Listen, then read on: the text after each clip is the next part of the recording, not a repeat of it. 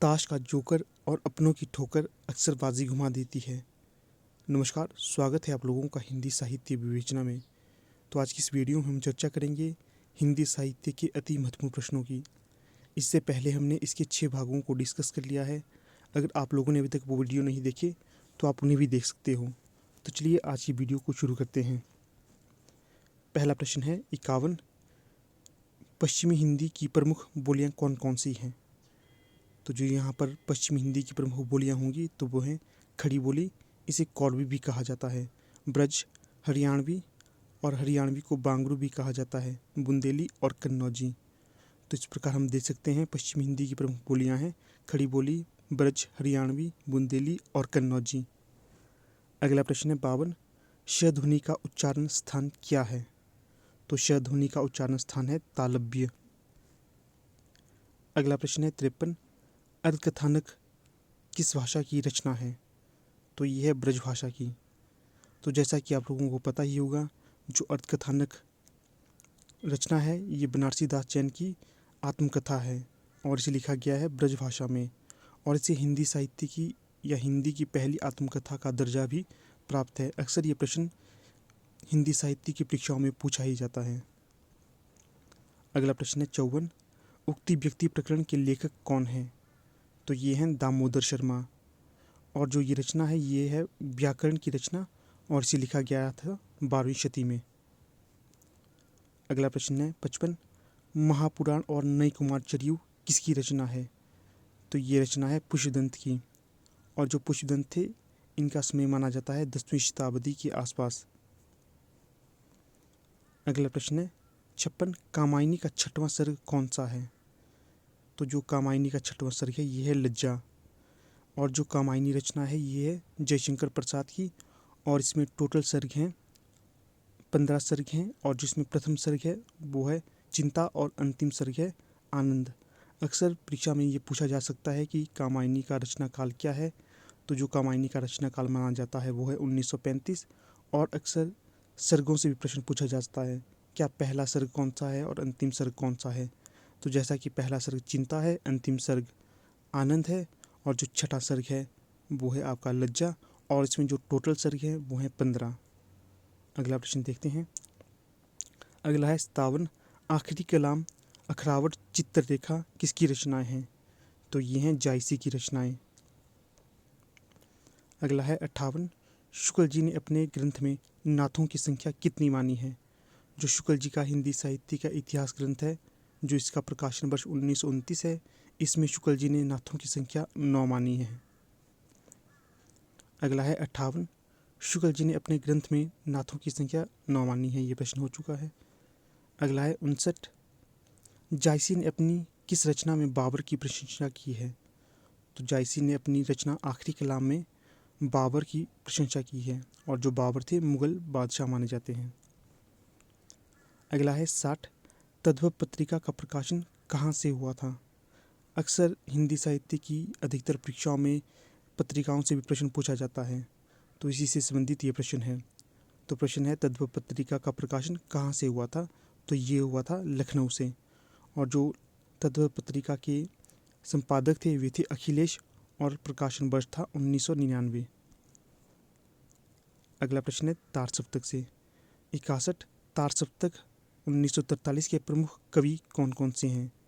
तो जो कवि हैं वे हैं प्रभाकर माचवे, भारत भूषण अग्रवाल, गिरजा कुमार माथुर, रामविलास शर्मा, अज्ञे, मुक्तिबोध, नेमीचंद्र जैन। तो यहाँ से भी प्रश्न पूछे जाने की संभावना है, तो आप इसे अच्छे से याद करना। ये प्रश्न हो चुका है। अगला है 62। तार सप्तक के प्रकाशन वर्ष हैं।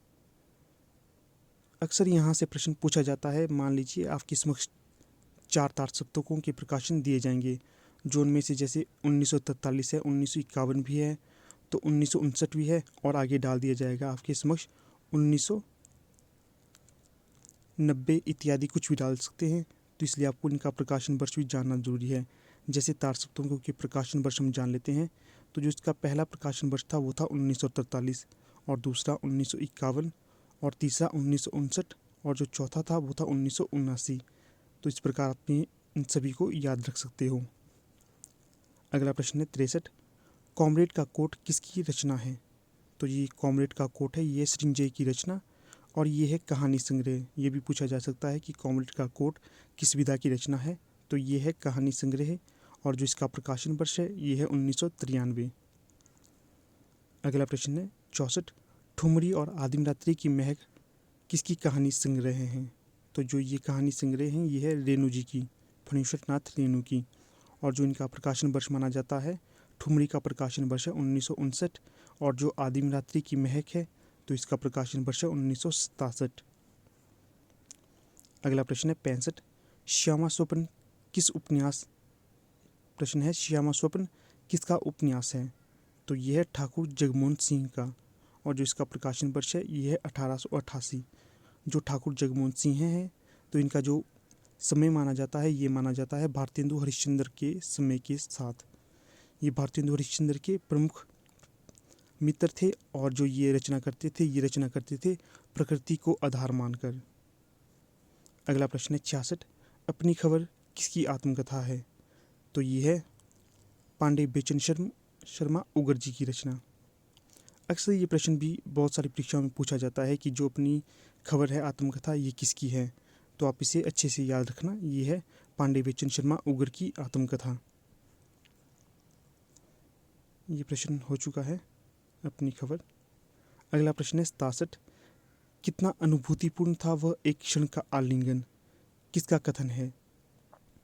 तो जो ये कथन लिया गया है ये लिया गया है जयशंकर प्रसाद जी के नाटक ध्रुव स्वामिनी से, और जो इसका वाचनकर्ता या कथन किसने कहा, ये कहा है ध्रुव स्वामिनी ने ही, और जो ये ध्रुव स्वामिनी नाटक है इसका प्रकाशन वर्ष माना जाता है 1933। ये प्रश्न भी हो चुका। अगला प्रश्न है 68, व्योमकेश दरवेश रचना में किसकी जीवनी का जिक्र किया गया है? तो यहाँ पर प्रश्न कुछ मिस टाइप हुआ है तो इसलिए मैं इस प्रकार से पढ़ता हूँ, व्योमकेश दरवेश में किसकी जीवनी का जिक्र किया गया है? तो ये किया गया है हजारी प्रसाद द्विवेदी की, और जो ये रचना है ये है विश्वनाथ तिवारी की, और जो इसे लिखा गया है 2011 में, और इसे 2013 में व्यास सम्मान से भी सम्मानित किया गया है। अगला है 69, अथातो घुमक्कड़ जिज्ञासा किस विधा की रचना है? तो ये विधा है यात्रा वृत्तांत, और इसे लिखा है राहुल सांकृत्यायन ने 1968 में, माफ़ करना 1948 में। अगला प्रश्न है 70, अनुमितिवाद की अवधारणा किसने दी थी? तो ये दी थी शंकु ने, और जो शंकु का दर्शन माना जाता है ये है न्याय। अगला प्रश्न है 71, जादुई यथार्थवाद के प्रचारक कौन थे? तो ये थे बुआलो। इस प्रकार के प्रश्न भी हिंदी की परीक्षाओं में पूछे ही जाते हैं, तो आप इसे याद रख सकते हो।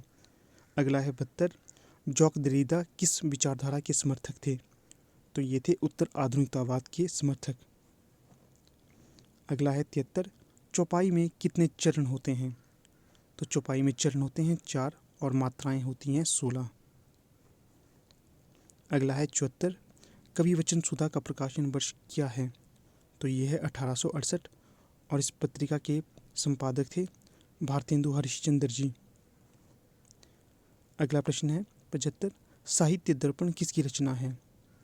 तो ये जो रचना है ये है आचार्य विश्वनाथ की, और जो आचार्य विश्वनाथ का समय माना जाता है तो वो है 14वीं शती।